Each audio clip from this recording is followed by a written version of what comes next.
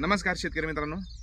तर आज आपण इथं केळीसाठी व्हिडिओ बनवतोय। तर आपण या ठिकाणी आपण ही लागवड केलेली आहे। तर हे कॅलस बायोटेकचे रोप आहे, तुम्ही बघू शकता।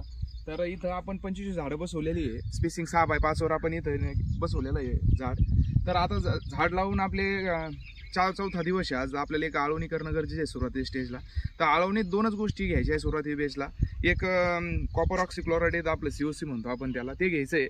आणि दुसरं ह्युमिजेल घ्यायचं। हे दोन का घ्यायचे तर कॉपर ऑक्सीक्लोराइडनी जे आपले मर वगैरे होतीये किंवा जे खाली बुरशीचे जे काही असतील त्याचं सगळं म्हणजे एकदम अतिशय सुंदर असा रिझल्ट येतो यांनी कॉपर ऑक्सीक्लोराइडनी।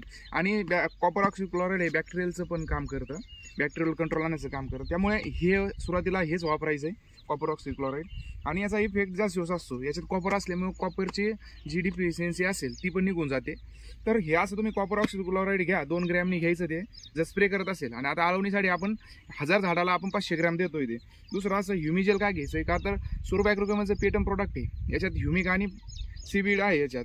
तर याचा सुद्धा काय होतं, मुळी जेव्हा सेट व्हायची आपल्याला सुरुवातीला करायचं असं आहे की आपल्याला केळीची जी मुळी ती सेट झाली पाहिजे। याच्यात आपल्याला कोणताही खत किंवा मायक्रोन्युट्रिएंट वगैरे काही टाकायचं नाही सुरुवातीच्या आळवणीला, जेणेकरून त्याला झाडाला शॉक वगैरे बसणार किंवा काही अडचण नाही। एकदा मुळी सेट झाल्यानंतर आपण दुसऱ्या आळवणीत आपण 19 किंवा 12 एकसरी घेणार आहोत। त्याकरता आपण हे घ्यायचं आहे। ह्युमिकमुळे काय होणार आहे की त्याची पांढरी मुळी एकदम अतिशय लगेच सेट होऊन लगेच चालू होईल। दुसरं असं की आता हे कालवण्याची पद्धत एकदम सोपी आहे। हे जेल फॉर्मेशनमध्ये असल्यामुळे बऱ्याच जणांना अडचण येते। तर तुम्ही बघू शकता त्याच्यात काय करायचं आहे, थोडंसं असं करून घ्यायचं, पाणी असं करायचं आहे, पाणी घ्यायचं आहे, झाकण पुन्हा लावून घ्यायचं आहे,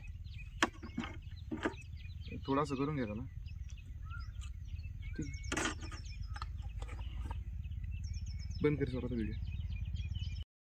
तर हे असं हलवून घ्यायचं आहे, असं बराच वेळ चेक करायचं। असं जेल असल्यामुळे थोडंसं कालवेळ अडचण आहे, पण रिपोर्ट अतिशय सुंदर याचे जेलचे। तर तुम्ही बघू शकता। आता मी तुम्हाला दाखवतो की त्याचं पाणी कसं होतं। असं 2-3 वेळा केलं तर पूर्ण जेल आहे ना, हे बघा